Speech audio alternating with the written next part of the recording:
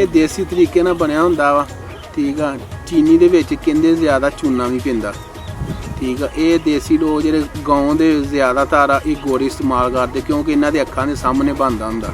ਪੰਜਾਬ ਦੀ ਸਖਾਵਤ ਵੀ ਹੈ ਕਿ ਗੁੜ ਬਹੁਤ ਅੱਛਾ ਲਾਈਕ ਕਰਦੇ ਆ। ਜਿਹਦੀ ਕਮਾਦ ਦੀ ਖੇਤੀ ਕਰਦੇ ਅਸੀਂ ਪਹਿਲਾਂ 1 ਸਾਲ ਬਾਅਦ ਇਹਦੀ ਕਟਾਈ ਕਰਦੇ। ਇਹਨਾਂ ਸਾਲ ਦੇ ਵਿੱਚ ਇਹਨੂੰ ਖਾਦ ਪਾਣੀ ਸਪਰੇਅ ਕਰਕੇ ਜਦੋਂ ਤਿਆਰ ਹੁੰਦਾ ਸਰ ਜੀ, ਇਹਨੂੰ ਕਟਾਈ ਕਰਕੇ ਵੇਲਣੇ ਦੇ ਅੱਗੇ ਲਿਆਈਦਾ, ਠੀਕ ਹੈ। 4-5 ਬੰਦੇ ਹੋਣ ਤੇ ਫਿਰ ਸਰ ਜੀ ਵੇਲਣਾ ਚੱਲਦਾ।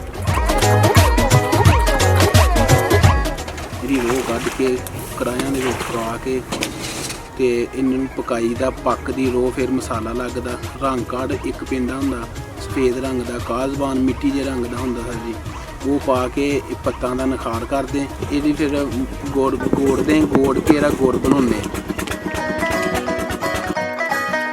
ਤਕਰੀਬਨ ਪੌਣਾ ਘੰਟਾ ਲੱਗਦਾ ਸਰ ਜੀ, ਇੱਕ ਪੱਤ ਹੋਣ ਤੇ ਪੌਣਾ ਘੰਟਾ ਲੱਗਦਾ ਪੂਰਾ।